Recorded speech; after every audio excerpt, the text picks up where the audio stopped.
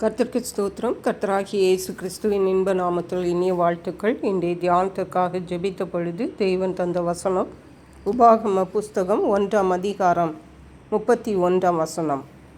ஒரு மனிதன் தன் பிள்ளையை சுமந்து கொண்டு போவது போல நீங்கள் இவ்விடத்திற்கு வருகிற வரைக்கும் நடந்து வந்த வழிகள் எல்லாவற்றிலும் உங்கள் தேவனாகிய கர்த்தர் உங்களை சுமந்து கொண்டு வந்ததை கண்டீர்களே.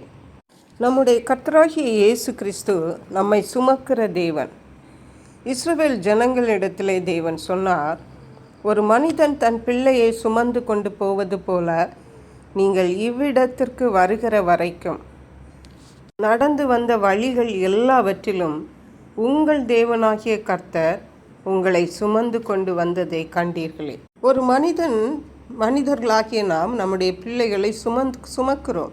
ஏதோ ஒரு விதத்தில் சுமந்து கொண்டுதான் அவர்களை செல்லுகிறோம். சிறு பிராயத்தில் அவர்களை நாம் அதிகமாக நடக்க வைப்பதில்லை. அதே போன்றுதான் நம்முடைய கர்த்தராகிய இயேசு கிறிஸ்து நாம் நடந்து வந்த வழிகளிலெல்லாம், இம்மட்டும் நாம் வந்திருக்கிற பாதைகளிலெல்லாம் நம்மோடு கூட இருந்து அவர் நம்மை சுமந்து கொண்டு வந்திருக்கிறார். இது எப்படி நமக்கு தெரியும் என்று நினைக்கிறீர்களா? நாம் நம்முடைய வாழ்க்கையை சற்று திரும்பி பார்க்கும் பொழுது பல வேளைகளிலே, பல சூழ்நிலைகளிலே நாம் நினைத்து பார்ப்போமானால், இந்த சூழ்நிலையை எப்படி கடந்தேன் என்று எனக்கே தெரியவில்லை, இந்த பாதையை எப்படி கடந்தேன் என்று எனக்கே தெரியவில்லை என்று நாம் சொல்லுவோம் அல்லது நினைப்போம். உண்மை என்னவென்றால், அந்த பாதைகளில், அந்த சூழ்நிலைகளில் தேவன் நம்மை சுமந்தார். அதனால்தான் அதை நாம் லகுவாக கடந்து வந்திருக்கிறோம். நாம் பிரியமான தேவனுடைய பிள்ளைகளே, நம்முடைய கர்த்தராகிய இயேசு கிறிஸ்து நம்மை சுமக்கிற தேவனாக இருக்கிறார்.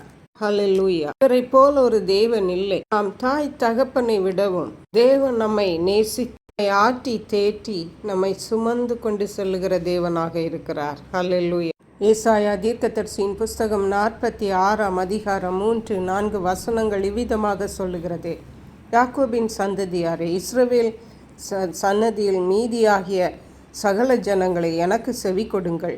தாயின் வயிற்றில் தோன்றினது முதல் உங்களை ஏந்தி, தாயின் கற்பத்தில் உற்பத்தி ஆனது முதல் உங்களை தாங்கினேன்.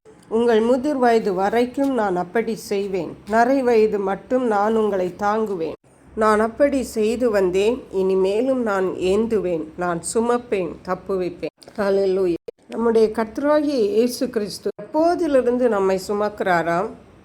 தாயின் வயிற்றில் நாம் உற்பத்தி ஆனது முதல் நம்மை ஏந்தி நம்மை தாங்குகிறார். ஹல்லேலூயா. நம்முடைய சொந்த தாய் தகப்பன் நம்மை பார்ப்பதற்கு முன்பதாகவே அவர் நம்மை தாங்கி ஏந்தி சுமந்து கொண்டிருக்கிறார். ஹல்லேலூயா. இதை நான் முதிர் வயது வரைக்கும் அப்படி செய்வேன். உங்களுக்கு நரை வயது வரைக்கும் நான் உங்களை தாங்குவேன். அதாவது நம்முடைய வாழ்வின் கடைசி பரியந்தம் நம்மை தாங்குவேன் என்று சொல்லுகிறார். தாங்கி ஏந்தி சுமப்பேன், தப்பு வைப்பேன் என்று சொல்லுகிறார். எவ்வளவு அருமையான தேவன் நம்முடைய கர்த்தராகிய இயேசு கிறிஸ்து. 2 கொரிந்தியருக்கு எழுதின நிருபம் 1ஆம் அதிகாரம் 9-10 வசனங்கள் இவ்விதமாக சொல்லுகிறது. நாங்கள் எங்கள் மேல் நம்பிக்கையாயிராமல் மரித்தோரை எழுப்புகிற தேவன் மேல் நம்பிக்கையாயிருக்கத்தக்கதாக மரணம் வருமென்று நாங்கள் எங்களுக்கு உள்ளே நிச்சயித்திருந்தோம். அப்படிப்பட்ட மரணத்தினின்றும் அவர் எங்களை தப்புவித்தார்.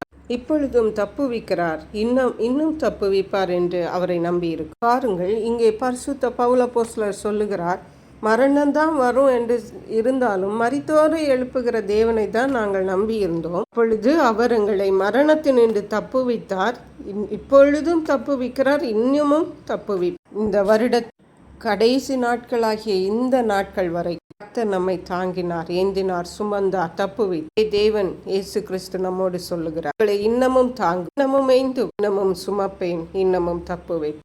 உங்களை கிருபை நேசித்து பாதுகாத்து வழி நடத்துகிற எங்கள் அன்பின் தகப்பனே, ஆசீர்வதிக்கப்பட்ட இந்த நல்ல நாளுக்காக நன்றி. எங்களை இதுவரைக்கும் சுமந்து வந்த தேவனே, இன்னமும் தாங்கி ஏந்தி சுமந்து தப்புவிக்கிற தேவனே, தாயின் வயிற்றிலிருந்து இந்த தேவன் வரைக்கும் எங்களை தாங்குவீர் என்று சொல்லுகிறதற்காக நன்றி. நன்றி பரிசுத்த ஆவியானவர். அதிக மகிமை மக்கை செலுத்துகிறோம். இயேசு கிறிஸ்துவின் இன்ப நாமத்தில் ஜெபிக்கிறோம் எங்கள் அன்புள்ள பரமபிதாவே, ஆமென்.